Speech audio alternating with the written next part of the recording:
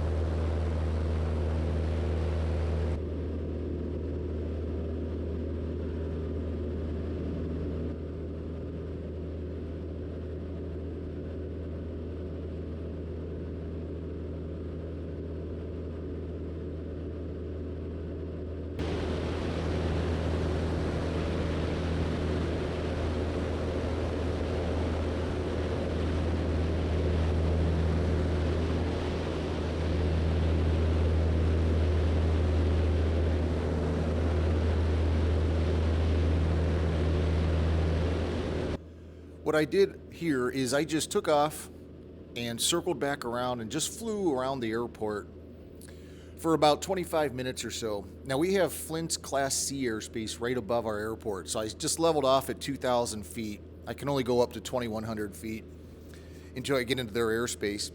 But I flew for 25 minutes or so just over the airport, and then I headed south of the airport and just stayed pretty much right over Route 23. That's a pretty straight highway that runs north and south, and I figured if I had any issues with the engine, I have 20 miles of runway below me. So the main point or purpose of this flight was just to run the engine at high power to break in the engine. So I flew for, it was an hour and 50 minutes, and it's usually cycling the power between 65 and 75%. just to heat up the engine and, like I said, break in the engine properly. So that's all I did. This is just some footage of the flying around. And since I was flying for, my goal was 2 hours, I turned the cameras off. And of course, when I came back to land, I forgot to turn the cameras back on. So this is all we get for this video. So the second flight video, I'll put the cameras back on there and go up and get a little bit more data with airspeeds and things like that. So this is just some footage of the first flight. I'll have more videos coming along later. And of course, after the flight, I took the cowling off to give the engine a good looking over, just to make sure there are no fluid leaks or loose hoses or fuel leaks or anything like that. Everything looked really good. I didn't find any oil leaks, any fluid leaks, really nothing at all under the hood. There was no oil or anything on the bottom cowling, like the inside of the bottom cowling. So everything was dry, everything was just how it should be. So I'm pretty happy about that. The only thing I did find as far as the engine goes is a little bit of black something on top of the nose gear here. I'm not sure what that is. Something that must have come out of the exhaust, because the entire bottom of the airplane is perfectly clean. So that's something I'll have to keep an eye out for on the second flight. Well, it would have been nice if I remembered to turn the cameras on and capture the first landing. It wasn't a beautiful landing anyway, so maybe it's better I didn't. But as you can probably imagine, I was more concerned about flying the airplane than I was messing around with cameras. So now that the first flight is done, it'd be nice to do the rest of the flight testing, but here in Michigan, it's snowing outside again. So who knows when the next time I'll get to fly it will be. But hey, at least the 5-year build is done, and now we're moving on to flying. So thanks for joining me on this short first flight video. I'll have some better videos coming out. I took all of the cameras off the outside of the airplane for the first flight because I didn't want to be testing that at the same time I'm testing the airplane. But I feel pretty confident of putting the cameras back on. They're actually on there now. So whenever that next flight is, I'm going to try out the Insta360 and then the GoPro that I have mounted on the tail. So stick around, more videos are coming.